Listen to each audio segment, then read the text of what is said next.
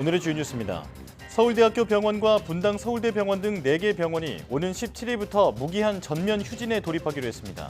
최근 유화책으로 전공의 진료 유지, 업무 개시 명령을 철회한 게 역효과를 불렀습니다. 스페이스X가 화성 탐사를 목적으로 제작한 대형 우주선이 처음으로 지구 궤도를 시험 비행하고 귀환하는 데 성공했습니다. 지난 3번의 실패를 딛고 4번 만에 성공한 건데 이번 시험 비행으로 인류는 화성 여행에 한 걸음 더 다가갔습니다. 최근 1년 사이 전 지구 평균 온도가 기후 재앙을 막기 위해 설정한 상승 한계선인 1.5도를 넘어선 것으로 나타났습니다. WHO는 앞으로 5년 안에 평균 온도가 1.5도 선을 넘는 해가 잦아지고 역대급 더위가 올 가능성이 크다고 진단했습니다. 때이른 더위가 찾아오면서 전국에서 벌레와 해충 관련 방역 민원이 직전 한 주보다 1.8배 급증했습니다. 올해는 더위가 심하고 비도 많이 내릴 것으로 예보된 만큼 벌레와 해충 추적 관리 등 사후 관리에 신경 써야겠습니다.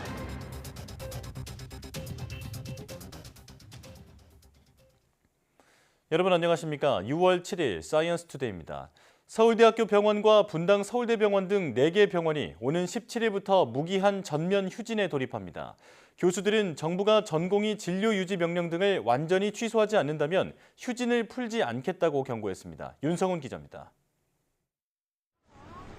전면적인 휴진에 찬성한 서울대의대병원 교수는 68%에 달했습니다. 투표에 참여한 교수 10명 가운데 6명 이상꼴로 비대위 투쟁 노선에 힘을 실은 겁니다. 이에 따라 비대위는 오는 17일부터 전면 휴진을 이어가겠다고 선포했습니다. 종로 서울대병원과 분당 서울대병원, 서울시 보라매 병원 등 4개 병원이 집단 휴진에 참여합니다. 지난달 말까지만 하더라도 비대위는 환자, 전공의를 지키기 위해 병원에 남겠다던 입장이었습니다. 그런데 정부가 최근 유야책이라며 뒤늦게 전공의 진료 유지, 업무 개시 명령을 철회한 게 역효과를 불렀습니다. 이를 두고 비대위는 완전한 취소가 아닌 철회는 그동안 정부 명령이 적법하다고 판단하는 것이며 전공의를 범법자로 남기는 행위라고 비판했습니다. 완전한 명령 취소 등 의료사태 정상화 조치를 내놓기 전까진 휴진을 풀지 않겠다고 경고했습니다. 서울대를 시작으로 다른 병원 교수들의 휴진으로 번질 수 있다는 우려와 함께 개원이들의 총파업 가능성도 고조되고 있습니다. 의협은 회원들을 대상으로 투표를 통한 의견 수렴을 마친 뒤 오는 9일 총파업 여부를 결정할 계획입니다. 6월부터 본격적으로 의료농단, 교육농단, 암환자고려장, 어르신고 의료고려장을 막는 의료농단에 대한 큰 싸움을 시작합니다. 이미 의료 현장을 떠난 의대생과 전공의에 이어 의사들까지 청진기를 내려놓는 상황. 정부의 서류근 대책과 의료 현장의 반발이 반복되면서 집단 휴진 사태가 더욱 장기화할 가능성이 커지고 있습니다. YTN 윤성훈입니다. 서울대 의과대학과 서울대병원 교수들이 무기한 전체 휴진 방침을 내놓은 것을 두고 환자단체가 환자의 생명권을 박탈하는 비인도적 결정이라고 반발했습니다. 한국중증질환연합회는 오늘 입장문을 내고 긴 시간 환자들이 방치되면 얼마나 위험한 결과를 초래할지 잘 알고 있지 않느냐며 즉각 휴진 결정을 철회하라고 촉구했습니다. 이어 서울대는 의료 현장을 떠난 교수들을 즉각 해직하고 양심적인 의사들로 새롭게 교수진을 꾸려야 한다고 주장했습니다. 감염병 전담병원으로 코로나19 관리를 도맡았던 공공의료원은 그 인식을 벗지 못해 여전히 어려움을 겪고 있습니다. 최근 의료계 파업으로 상급 종합병원의 기능이 떨어진 가운데 투자와 의료진 확충에 속도를 내면서 환자 수가 크게 늘고 있다고 합니다. 이윤재 기자입니다. 50대 환자가 침상에 누워 수술실로 이동합니다. 뇌혈관 일부가 풍선처럼 부풀어 오르는 뇌동맥류 환자입니다. 마취가 시작되고 저희 마취 시작하겠습니다. 혈관을 따라 0.6mm 가느다란 도관이 들어갑니다. 관을 따라 부푼 뇌혈관 안에 얇은 코일을 채우면 뇌출혈을 막는 뇌동맥류 코일 색전술이 마무리됩니다. 대구의료원은 지난해 11월 이 장비를 갖췄고 최근 2달 사이 20건 가까이 시술했습니다.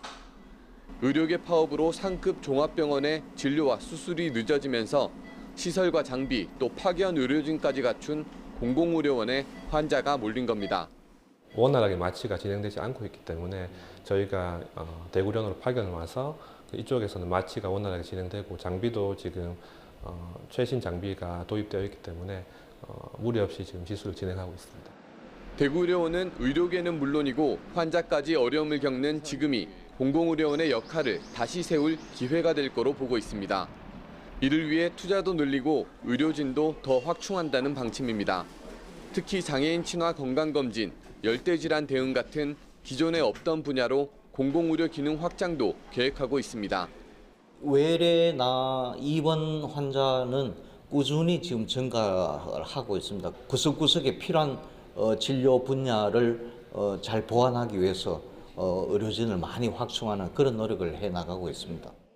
시설과 장비, 또 의료진을 늘려나가는 대구의료원이 지역 공공의료기관이라는 한계를 뛰어넘어 한 단계 도약할 수 있을지 주목됩니다.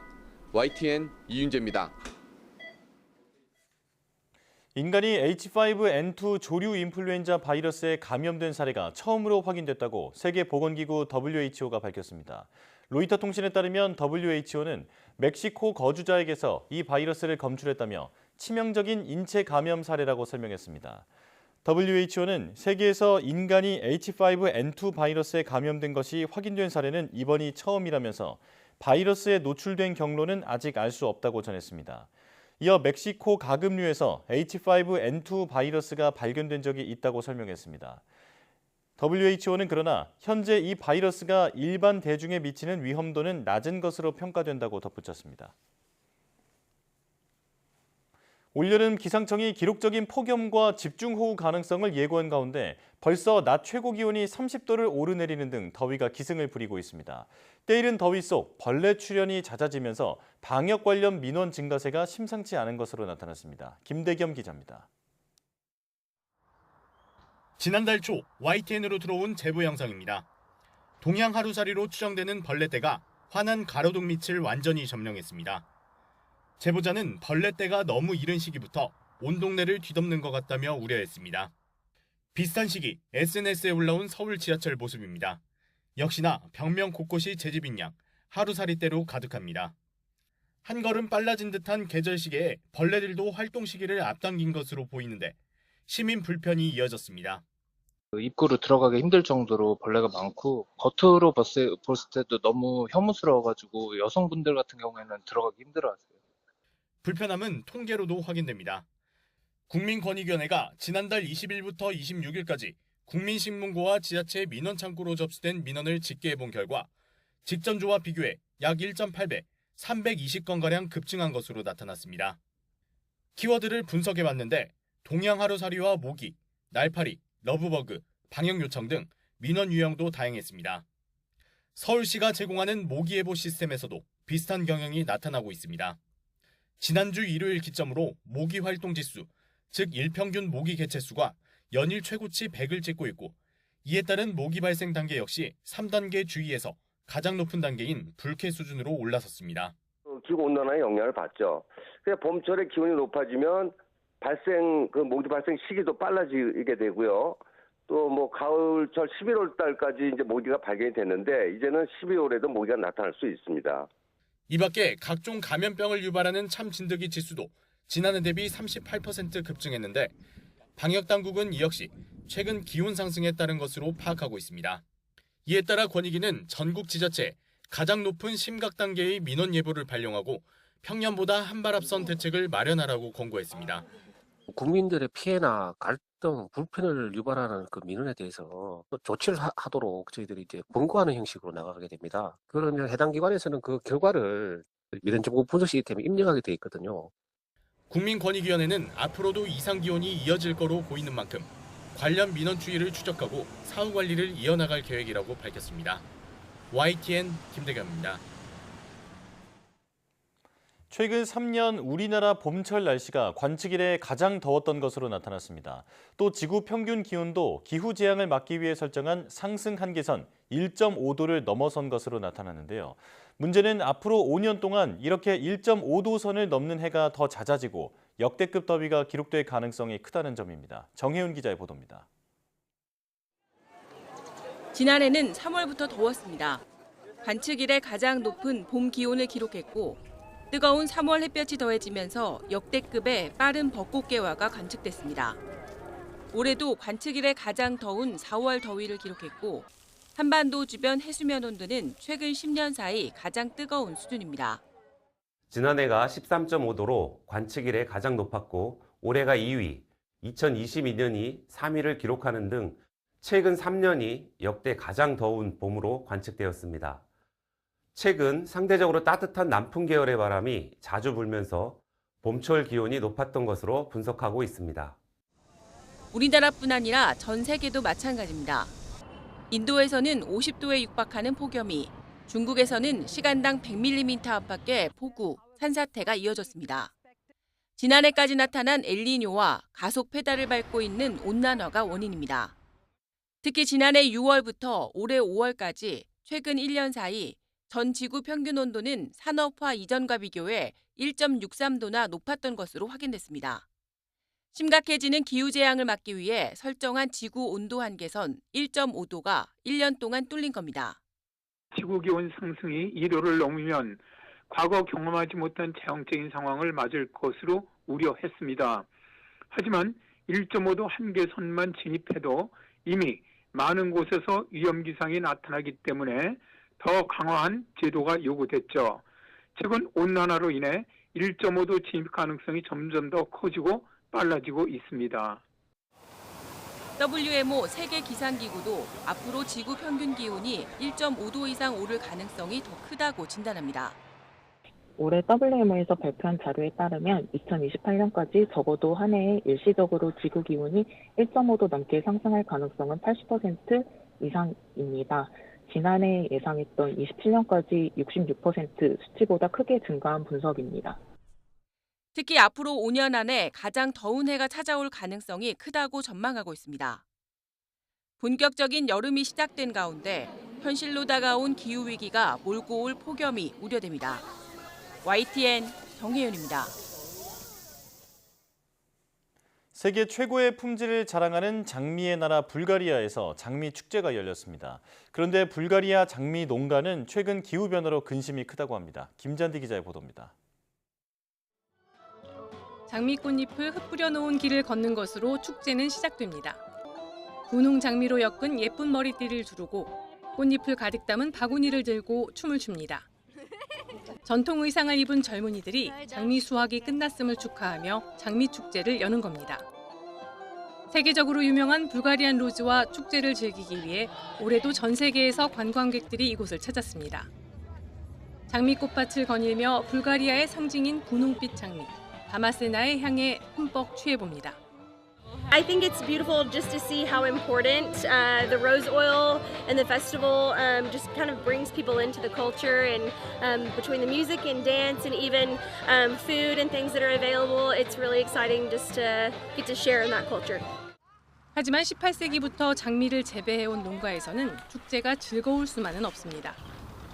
세계 최고급 로즈 오일을 생산하기 위해 장미가 밤새 내린 이슬을 머금고 있을 때 새벽 시간에 맨손으로 꽃송이를 채취하는데 이른 더위로 장미 수확이 한 달가량 앞당겨졌고 급격한 기온 변화에 장미 품질에도 차이가 생겼기 때문입니다. Като имаме в предвид, че в началото на розовата кампания беше изключително горещо с температури над 30 градуса по Целзий. 최고의 향을 내기 위해선 장미 꽃송이를 딴 뒤 24시간 안에 증기 증류 과정을 거쳐야 하기 때문에 제품 생산 공정도 서두를 수밖에 없습니다. 고급 화장품과 향수에 주 원료가 되는 불가리아산 로즈 오일은 1kg에 2천만 원이 넘어 액체 황금이라고도 불립니다. 전 세계 장미 오일의 3분의 1을 생산하는 불가리아 장미 농가는 급격한 기후 변화가 장미의 품질과 수확량에 영향을 미칠까 우려하고 있습니다. YTN 김잔디입니다. 한국 정원이 전통 요소를 현대적으로 재해석해 해외에 진출했습니다. 정원은 관광을 넘어서 탄소 저감에도 큰 역할을 하고 있습니다. 김민경 기자의 보도입니다. 한옥 마루 앞의 네모난 연못에서 물 한 개가 자욱이 피어오릅니다. 안개 뒤로 겹겹이 펼쳐진 산세는 한 폭의 산수화를 연상케 합니다. 지난해 10월 카타르 도하에 전시된 한국 정원, 이른바 K가든입니다. 80여 개국이 참가한 원예 박람회에서 금상을 받았고 박람회가 끝나고도 계속 전시하기로 했습니다.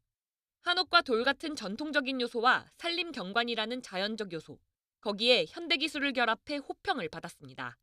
K가든은 우리나라의 전통적을 현대적으로 재해석해서 일상생활에 보급하는 데 의미가 있습니다. 거기에는 우리의 산과 연못 등 자연적인 요소를 살리면서 식물, 그다음에 전통적인 기법을 적용해서 전 세계적으로 우리나라의 고유의 자연적인 것, 전통적인 요소를 부각시키는 데 큰 의미가 있습니다.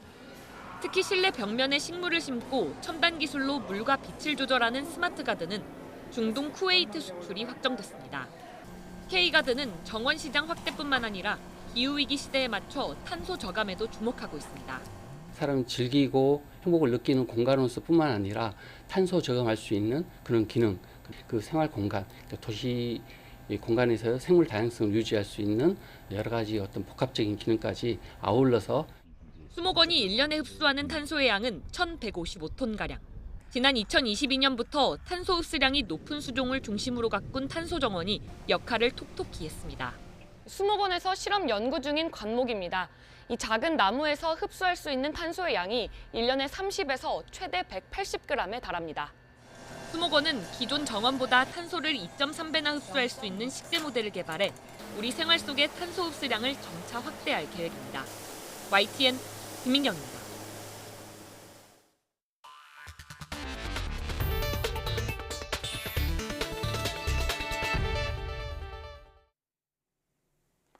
일론 머스크의 우주기업 스페이스X가 화성 탐사를 목적으로 제작한 대형 우주선이 처음으로 지구 궤도를 시험 비행한 뒤 귀환하는 데 성공했습니다. 인류가 화성으로 가는 데 중요한 이정표가 세워졌습니다. 황보선 기자가 보도합니다.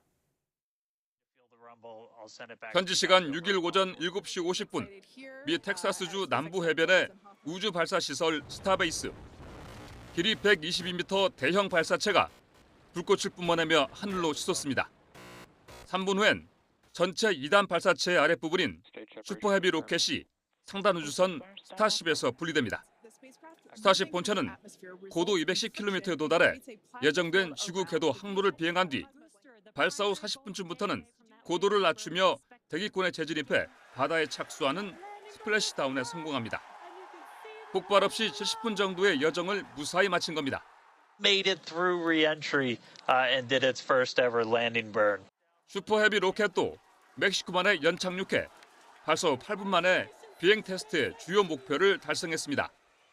이로써 인류의 화성 여행과 일론 머스크의 우주선 상용화를 향한 노정에 새로운 이정표가 세워졌습니다. 스페이스X가 제작한 화성 탐사선 스타쉽의 시험 비행은 이번이 4번째. 지난 3월 3번째 시험 비행에서는 지구 궤도 비행 후 대기권에 재진입해 하강하다가 폭발했습니다. 앞서 지난해 2차례 시험 비행도 각각 4분과 8분 만에 폭발과 함께 실패로 끝났습니다. 스페이스X의 우주선은 미 항공우주국 나사가 반세기 만에 인류를 달에 보내려고 추진하는 아르테미스 프로젝트 3단계 임무에도 사용될 예정입니다. YTN 황보선입니다. 미국 보잉사의 우주선 스타라이너가 6일 오후 1시 35분쯤 국제우주정거장 도킹에 성공했다고 CNN 등 외신들이 보도했습니다. 스타라이너는 5일 오전 10시 52분 미 항공우주국 소속 베테랑 우주비행사인 베리 윌모어와 수니타 윌리엄스를 태우고 케이프 커네버럴 우주군 기지에서 아틀라스 로켓에 실려 우주로 발사됐고 궤도에 안착한 뒤 비행을 시작했습니다. 우주 비행사들은 약 8일간 국제우주정거장에서 머문 뒤 지구로 귀환할 예정입니다. 스타라이너는 지난달 6일 이래 2차례 발사 직전 취소 사태를 겪은 뒤 3번째 시도 만에 발사에 성공했습니다. 또 이번 유인 시험 비행은 2022년 5월 스타라이너가 우주 비행사를 태우지 않고 무인 비행에 성공한 이후 약 2년 만입니다. 중국 드론이 해발 6,000m가 넘는 에베레스트 산에서 운송 테스트를 통과해 민간 드론 최고 기록을 세웠습니다. 중국 드론 제조업체 선전 다장 이노베이션은 지난 4월 25일부터 일주일 동안 에베레스트 산에서 드론 화물 운송 시험을 했다고 밝혔습니다. 테스트 결과 드론 FC30은 최고 해발 6,191.8m를 비행했고 6,000m 이상 고도에서 15kg의 하중을 안정적으로 운반했다고 설명했습니다. 중국 관영신화통신은 테스트 성공 뒤 에베레스트 남산면에서 드론을 활용한 쓰레기 정리 등 일상적인 운반 프로젝트를 시작했다고 전했습니다. 이어 산악 지원 헬기가 있지만 운반이 지연되거나 비행이 어려운 경우가 잦고 비용도 많이 든다며 중국 드론이 앞으로 고지대에서 활용될 가능성이 커졌다고 덧붙였습니다. 중국이 미래 전략 산업으로 이른바 저공 경제를 띄우고 있습니다. 이미 무인 드론을 활용한 택시와 택배 등이 상용화 단계에 접어들고 있는데요. 강정규 특파원이 중국의 드론 수도로 통하는 남부 대도시 선전에 다녀왔습니다. 조종석 없는 드론 택시가 승객 1명을 태우고 하늘로 떠오릅니다. 중국의 드론 제조사 이항이 만든 2인승 무인기. 3월 18일부터는 온라인 판매를 시작해 화제였습니다. 대당 가격은 약 4억 5천만 원. 중국 민용 항공국으로부터 양산 허가까지 받았습니다. 我们正在做航线飞行的准备，全力推动商业化的开展。大家说的空中出租车，相信在不久的将来就会应用。 상자에 택배를 가득 실은 드론들이 이륙을 준비합니다. 시내 도로를 달리는 일반 택배가 하루 150건을 배송한다면 드론 택배는 500건도 가능합니다. 스마트폰으로 직접 드론 배송 주문을 해보겠습니다.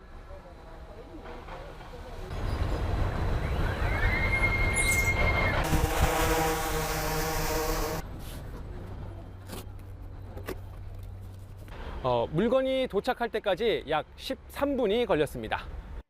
아직은 정해진 장소에 도킹하는 방식이지만 집 앞까지 배달하는 날도 멀지 않아 보입니다.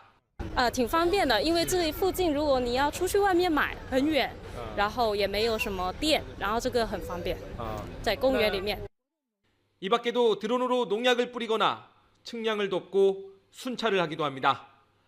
고도 1000m에서 3000m 사이 공역을 활용한 이른바 저공 경제입니다. 土地更大还是海洋更大？但实际的回答是天空最大。 드론의 수도로도 불리는 중국 남부 대도시 선전은 1,700곳 넘는 관련 기업이 유기적인 산업 생태계를 이루며 연간 18조 원의 생산 효과를 내고 있습니다. 내후년쯤엔 중국 전역의 저공 경제 규모가 200조 원을 돌파할 거란 전망도 나옵니다. 중국 선전에서 YTN 강정규입니다. 미국 연방규제당국이 인공지능 AI 업계에서 마이크로소프트와 오픈 AI, 엔비디아의 지배적 역할에 대한 반독점 조사를 진행한다고 미국 일간지 뉴욕타임스가 현지 시간 5일 보도했습니다. 미국 법무부와 연방거래위원회는 지난주 AI 업계의 주요 업체인 이들 3개 기업 조사를 위한 책임을 나누는 데 합의했으며 이는 수일 내에 마무리될 것으로 예상된다고 익명을 요구한 2명의 소식통이 말했습니다. 이번 합의에 따르면 미국 법무부는 엔비디아의 행위가 반독점법을 위반했는지에 대한 조사를 주도하고 연방거래위원회는 오픈 AI와 마이크로소프트의 행위에 대한 조사에서 주도적인 역할을 할 예정입니다. 이 같은 합의는 미국 법무부와 연방거래위원회에 AI에 대한 감독 강화를 시사한다고 뉴욕타임스는 평가했습니다. 카카오는 카카오뱅크와 함께 모바일 신분증 민간 개방 참여 기업으로 선정됐다고 밝혔습니다. 두 회사는 이달부터 시스템 개발을 시작해 연내 행정안전부 적합성 평가를 거쳐 모바일 신분증 서비스를 제공하기로 했습니다. 카카오는 카카오톡 더보기 탭에 카카오뱅크는 애플리케이션 모바일 신분증 메뉴를 추가할 계획입니다. 현재 모바일 신분증으로는 운전면허증과 국가보훈등록증이 가능하고 향후 주민등록증도 추가됩니다.